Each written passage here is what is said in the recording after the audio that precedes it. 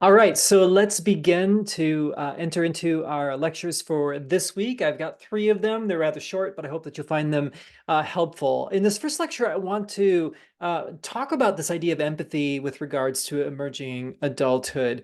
And we'll begin that process by, again, reminding us that we have a quite complex view of emerging adulthood right now. From a meta perspective, there's a lot going on developmentally, generationally, sociologically, culturally, that we have to keep in mind as we think about this concept.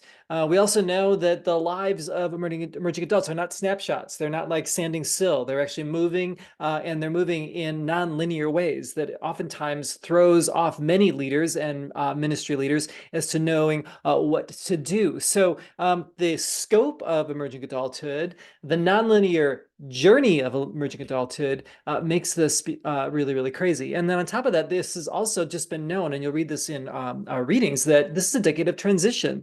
There's a lot happening between 18 and 30 that's incredibly important for an emerging adult. And not only is there just a transition, but there are actually multiple transitions that are happening. A few weeks down the road, I'll talk to you a little bit more about some of the work that I'm doing on emerging adulthood, spirituality, and the transitions they're experiencing. But right now, we just kind of see that there's just a lot going on, which makes ministry to emerging adults really, really difficult because there's just a lot at play.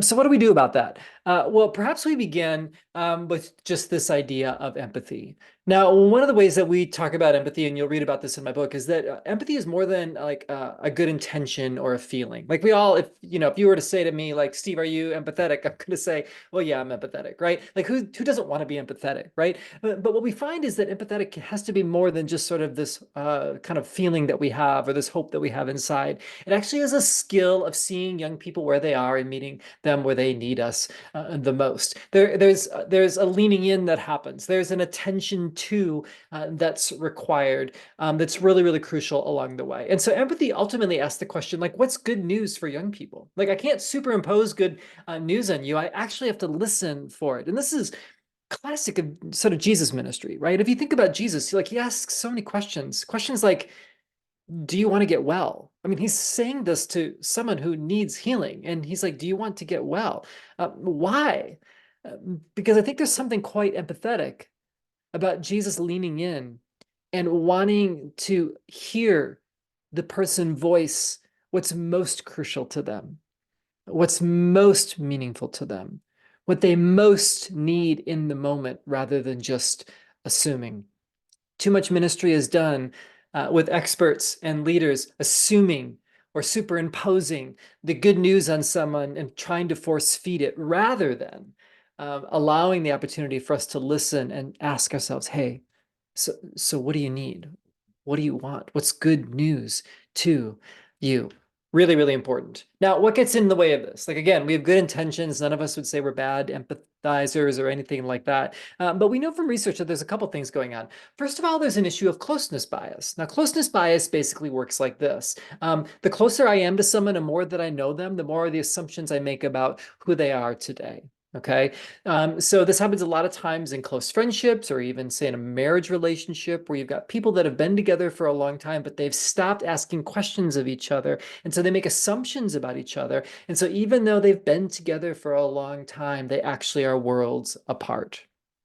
Okay, so this becomes a problem. Another challenge for this in ministry, I would suggest, is with youth pastors, especially those that are veterans or have been around a while. They've worked with teenagers, they've worked with young people, they've had relative success. They've made it over X amount of years. And so what can happen if we're not careful is we start to begin to think of ourselves as like, well, I know young people. I mean, I've done it before. I know how to talk to them, speak to them, or whatever.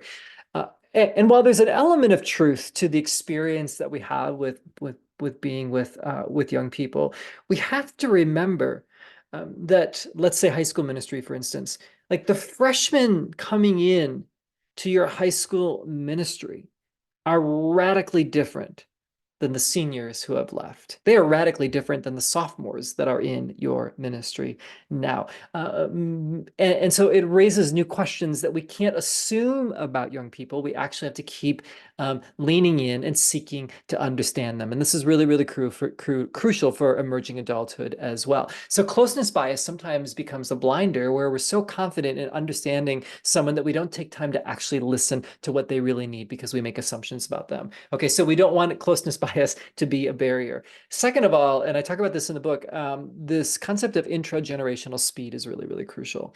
You remember in the slides that I showed you before, we have sort of these generational cohorts that are getting older, right? If you looked a little bit more closely at those generational cohorts, you'll see that oftentimes they're about a 20-year span, okay? So you have 20 years of a generation that's sort of marching and getting older along the way. The reality is that what we're finding within a 20-year generational span, that the actual amount of space there is actually 4 generations within one meta generation. Okay, we see like new ways of living into the world about every 5 years-ish or so. So you could have Generation Z, for example, and we could say, well, you know what Generation Z is going through is XYZ. And we might stop and kind of go, well, wait a minute, which Generation Z, which cohort within Generation Z, because they look different depending if you're sort of on the older end of that spectrum or the younger end of that spectrum. And so what we're finding is what's happening is that the world is speeding up faster and faster. And so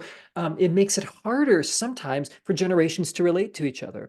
We know from research in youth ministry that intergenerational ministry is really, really crucial. When we can get the generations together and learn from one another, that does something to solidify and anchor faith in young people. But what we're finding oftentimes, especially as people talk with emerging adults, is that people don't know what to talk to them about. The intent is there, but because there is such a difference in experience between an earlier generation going through their 20s and this generation going through their 20s, that there isn't a lot of common ground between the generations to know where to start with conversations.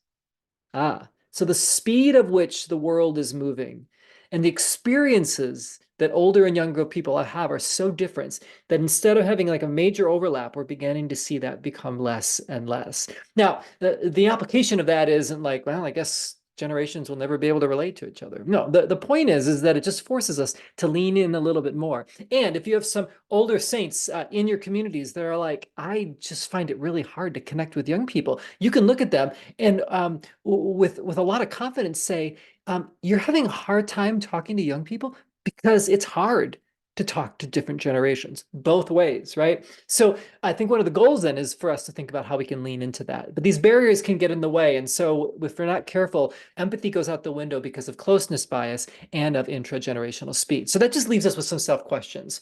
Like let's think about yourself for a second. How might closeness bias or intergenerational speed be blurring my view of emerging adults?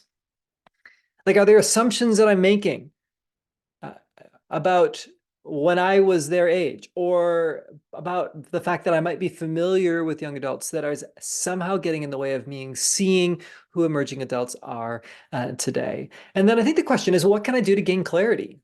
Like, how do I sharpen my view?